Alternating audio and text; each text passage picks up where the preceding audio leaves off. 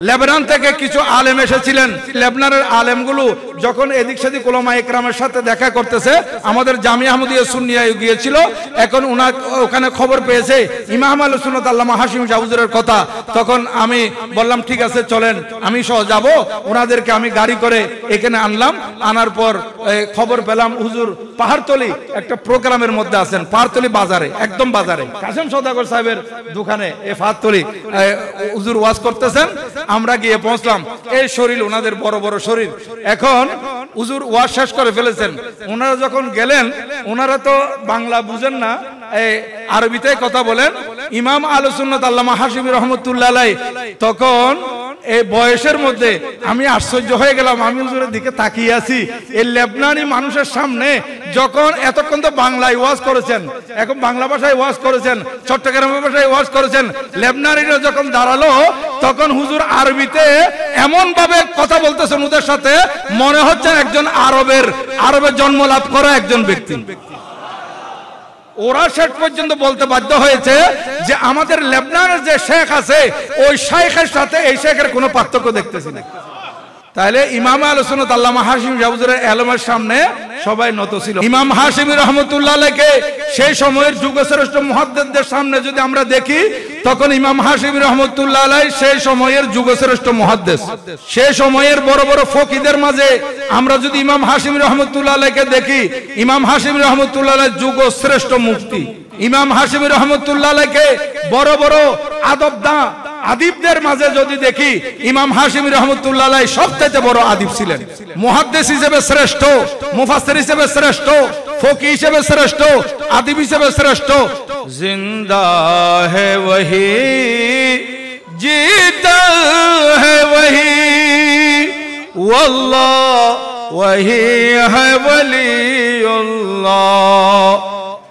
जिंदा है वही, जीता है वही, वल्लाह वही है वलीउल्लाह।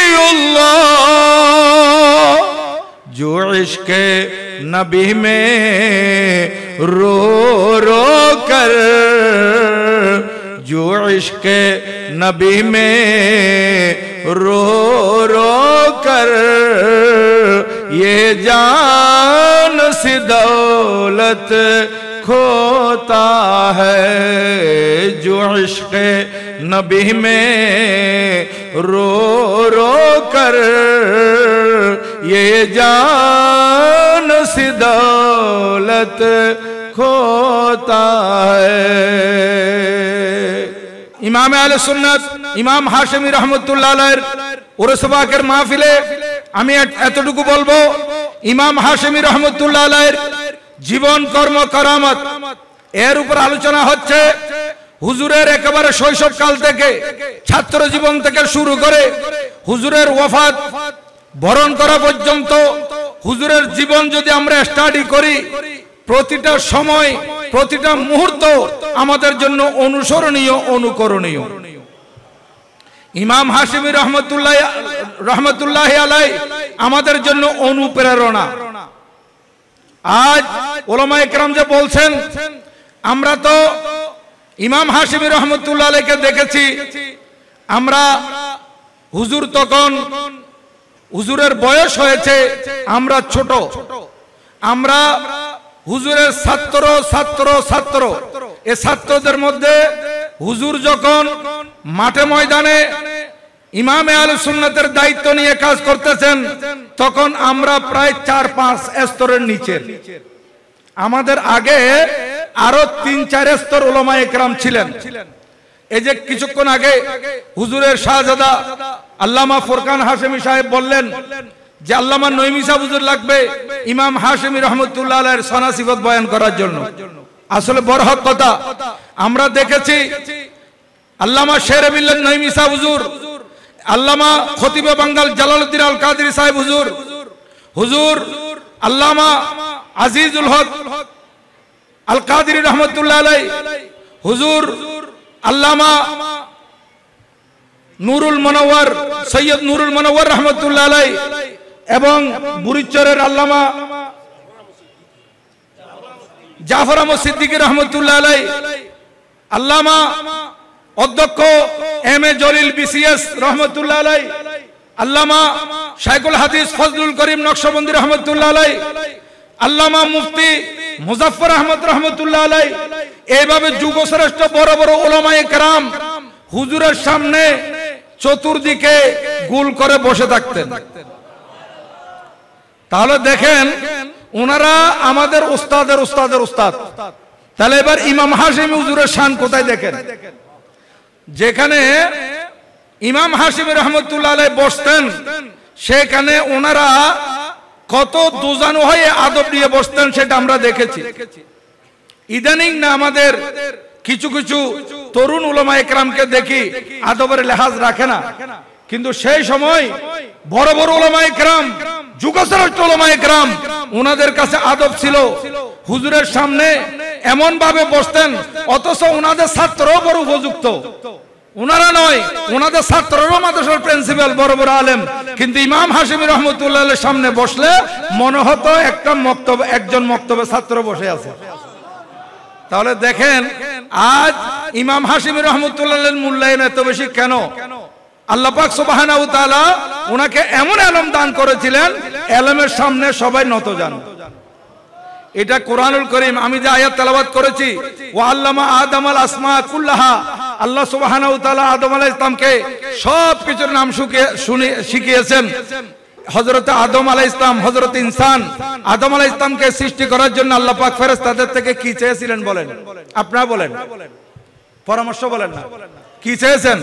কোন কাজে পরামর্শ নেওয়া এটা আল্লাহ সুবহানাহু ওয়া তাআলার সুন্নাত। পরামর্শ চেয়েছিলেন, ফেরেশতারা কি পক্ষে বলেছিল না বিপক্ষে বলেছিল?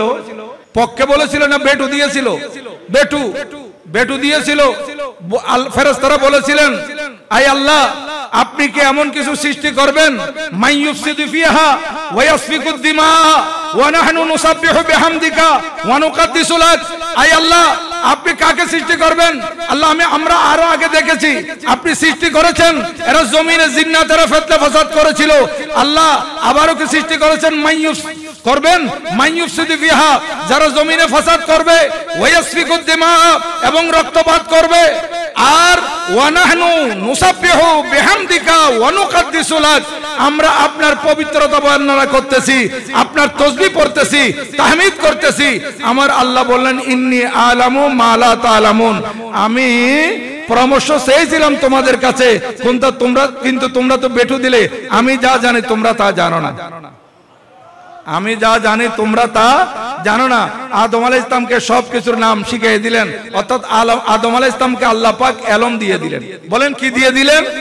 আজকে আল্লামা হাশিমের সামনে সবাই নত জানু হয়ে কেন বসতো? ওনার ইলমের সামনে সবাই নত হয়ে বসতো। আজ দেখেন হযরতে ইনসান আদম আলাইহিস সালাম আল্লাহ পাক সুবহানাহু ওয়া তাআলা যখন সব কিছুর নাম শিখিয়ে দিলেন, ভাষা যত আছে সব শিখিয়ে দিলেন, যত সৃষ্টি জগতের মধ্যে যা কিছু আছে সব কিছুর নাম শিখিয়ে দিলেন।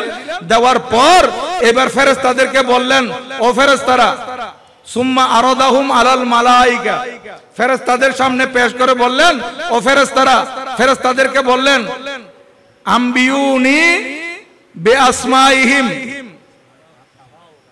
হাউলা, বিআসমাই হাউলা, আম্বিউনি বিআসমাই হাউলা, এই জিনিসগুলোর নাম বলো। ফেরেশতারা কিছু বলতে পারলো না, একটার উত্তর দিতে পারলো না, কারণ ওনাদেরকে আমার আল্লাহ সুবহানাহু ওয়া তাআলা জানান নাই, এই কারণে ওনারা বলতে পারেন নাই। তারপর বলতে লাগলেন সুবহানাকা লা ইলমা লানা ইল্লা মা আল্লামতানা ইন্নাকা আনতাল আলিমুল হাকিম। আয় আল্লাহ আপনি যা জানিয়েছেন আমরাও তা জানি, এর বাইরে কিছু জানি না। তারপর হযরত আদম আলাইহিস সালামকে বললেন আম্বিহুম বিআসমাইহিম, এগুলোর নাম বলো। তখন আদম আলাইহিস সালাম একটা একটা করে, উদাহরণস্বরূপ আমি আপনাদের কেমনে বলি, উদাহরণস্বরূপ বলতেছি, এটার নাম কি স্পিকার, এটার নাম কি, এটা হচ্ছে কি স্ট্যান্ড, এটা কি, এটা কি, এটা শতরঞ্জি, এটা কি তেরফাল, এটা কি শামিয়ানা, এটা কি মোবাইল, এই সব নাম যখন বলে দিলেন তখন ফেরেশতারা এখন লজ্জিত হয়ে গেলেন। আমার আল্লাহ সুবহানাহু ওয়া তাআলা আদম আলাইহিস সালামকে নবী বানিয়েছেন, কিন্তু তারপরও ফেরেশতাদের সামনে শান যেটা তুলে ধরেছিলেন এটা ইলম দিয়ে তুলে ধরেছেন। কিসের মাধ্যমে? এলমের মাধ্যমে। তারপর বললেন উসজুদু লি আদমা, আদম আলাইহিস সালামকে সিজদা করো। আজকে এলমের সামনে সবাই মাথা নত করে দিল। আজ আমরা দেখতে পাচ্ছি এলম কত বড় নেয়ামত, এলম নলেজ ইজ পাওয়ার, এলম এত বড় পাওয়ার, আল ইলমু নূরুন, এলম এমন নূর এমন আলো, যে ইমাম হাশিমি রহমতুল্লাহর কাছে যে এলম ছিল, আলহামদুলিল্লাহ আজকে ইমাম হাশিমি রহমতুল্লাহ আলাইহিকে আমরা যদি তাফসীর কারকদের সাথে দেখি, তখন দেখি সেই যুগের মধ্যে উনি শ্রেষ্ঠ মুফাসসির। ইমাম হাশিমি রহমতুল্লাহ আলাইহিকে সেই সময়ের যুগশ্রেষ্ঠ মুহাদ্দিসদের সামনে যদি আমরা দেখি, তখন ইমাম হাশিমি রহমতুল্লাহ আলাইহি সেই সময়ের যুগশ্রেষ্ঠ মুহাদ্দিস। সেই সময়ের বড় বড় ফকিদের মাঝে আমরা যদি ইমাম হাশিমি রহমতুল্লাহ আলাইহিকে দেখি, ইমাম হাশিমি রহমতুল্লাহ আলাইহি যুগশ্রেষ্ঠ মুফতি। ইমাম হাশিমি রহমতুল্লাহ আলাইহিকে বড় বড় আদিবদের মাঝে যদি দেখি, ইমাম হাশিমি রহমতুল্লাহ আলাইহি সবচেয়ে বড় আদিব ছিলেন। মুহাদ্দিস হিসেবে শ্রেষ্ঠ, মুফাসসির হিসেবে শ্রেষ্ঠ, ফকি হিসেবে শ্রেষ্ঠ, আদিব হিসেবে শ্রেষ্ঠ। লেবানন থেকে কিছু আলেম এসেছিলেন। আলেম আসার পর আমরা এই লেবাননের আলেমগুলো যখন এদিক সেদিক উলামা ইকরামের সাথে দেখা করতেছে, আমাদের জামিয়া আহমদিয়া সুন্নিয়ায় গিয়েছিল, এখন ওখানে খবর পেয়েছে ইমাম আহলে সুন্নাত আল্লামা হাশিম শাহ হুজুরের কথা। তখন আমি বললাম ঠিক আছে চলেন, আমি সহ যাব। ওনাদেরকে আমি গাড়ি করে এখানে আনলাম। আনার পর খবর পেলাম হুজুর পাহাড়তলি একটা প্রোগ্রামের মধ্যে আছেন, পাহাড়তলি বাজারে, একদম বাজারে, ওই আমাদের একাডেমির বিএম এর পশ্চিম পাশে, নাম বলেন না, সওদাগর সাহেব, হ্যাঁ কাসেম সওদাগর সাহেবের দোকানে এই পাহাড়তলি হুজুর ওয়াজ করতেছেন।